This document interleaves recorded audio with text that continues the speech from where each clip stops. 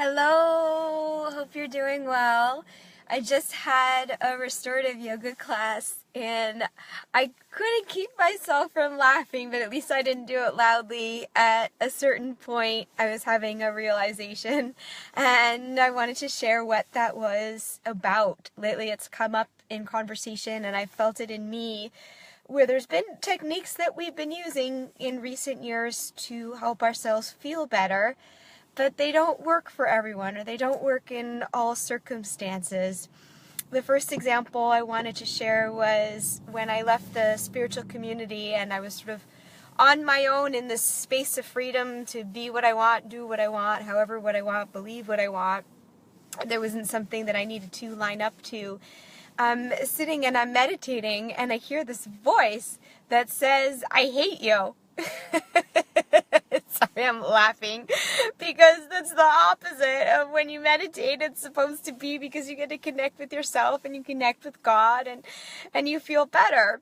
But there's this voice that said, "I hate you," because I was meditating for a few reasons, right? I was meditating because I was thinking that I needed to in order to be complete, that there was something wrong with me, and so I needed meditation to help me with that thing that was wrong with me, that I'm waiting for enlightenment without realizing that this is something that already exists in me. It's like waiting for something to change, as if there's anything wrong right now.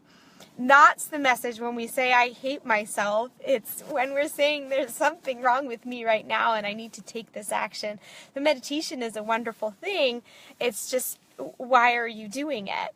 And it's that reason that impacts ourselves a little bit more. If you feel inspired because it feels good to do it while you're doing it, then I feel it is more effective than if you're doing it to try to necessarily reach some end result and you're working against yourself rather than with yourself. So the other time that it comes up when you might feel like you're working against rather than with is with affirmations. And affirmations are supposed to be a positive thought to turn a negative thought around. If you believe in the positive thought, it's a lot easier for the affirmation to penetrate. But when you don't believe in the affirmation, then and if you're trying to push away or ignore this other negative voice, then you get this rebellion. What we want to do is always make sure we're not giving ourselves something to rebel against, and affirmations can do that. One of the things I was taught when I'm cutting cords with someone is to say I love you to them. It's to give them acknowledgement. So imagine that these thoughts are like people. But it was when you cut this cord with a person, it could be with a thought, but with a person, if you're not acknowledging them, you're not saying, yeah, I see your presence and thank you for what you're teaching me, then it rebels. It comes back stronger, maybe because it's hurt and it wants to be heard, or maybe just because it needs you to react to it differently before it'll leave you alone. So it's the same thing with the thought, that it could just rebel and come back to you and say, hey, no, I have this message and you're just ignoring me. Like, love me too. Even if you don't like me and you don't want me to be a part of your existence, like, let me know that I have a validation of existence in this world. So yesterday I was being led by a friend in this beautiful, beautiful meditation, and I'm going along with it wonderfully. And then we get to this point where he's saying, all is well. All is well. And I had this inner rebellion because, yes, on one layer, all is well. When we just look at ourselves outside of the body, on the spiritual side, on the soul side. But I do believe we're also here for certain experiences. And if we haven't figured out how to line up the experiences that we're having here with what we intended to have, then in a way, no, not all is well. And in that moment for me, I was having that rebellion also, not just because I wasn't seeing emulated fully some of the things that I want in this world yet, and I mean, that's okay, um, but just to say that, no, it's not all as well. It's not okay that that's not happening, because that's something that I want. That's an experience that I want. And the second thing also is just that I have a decision that I need to make. And I can't just ignore that and say, yeah, all is well, it's fine, like, let's just ignore it, like, ignore all the thoughts in the mind. Like, no, this decision, like, impacts somebody very dear to me, and I, want to be respectful and loving, and I want to make good decisions for everyone involved for the future. So that was kind of a funny reaction. Now, the last thing I wanted to bring up is just why I started this conversation. I was laughing in restorative yoga. One of the other techniques that I've done for people is to offer a visualization in the sense of an experience that you want to have.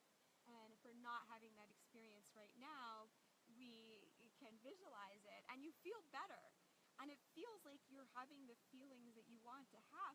But then I just started laughing and laughing as I was feeling that, because I'm like, that's great, okay, I can do that. But I still came here to actually have that experience in real life. So how much does it really help me to just sit here and visualize it? I really just felt like I need to get up.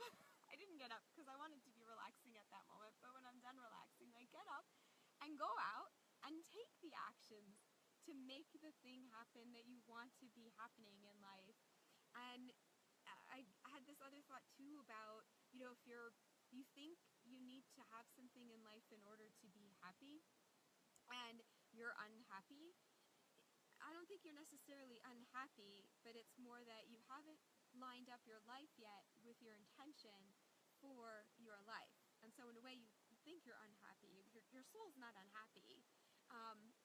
But if you're just doing the things that you need to do to make that happen, then you'll feel happy in the sense that you'll be doing what you intended to do.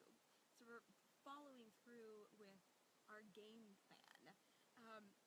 I say this with this tenderness or this care because we don't want to be attached to results, right? And sometimes there is something different that's going to happen. But we don't want to ignore how we're driven, because the desires that we have don't just come, from some egotistical thing often. They come from a more divine place of what is the experience that we want to have. And I just give you that little thought to say, how can you dance in this place to know at one layer all is well, and that you are happy, you are perfect, you are complete. And at another layer to say, there's an experience that I would like to have here. Like, why? Just because I think it'll be fun. And yeah, that's it. A friend of mine was just in a program, and that teacher said, just because.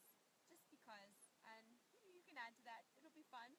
But mainly, just because.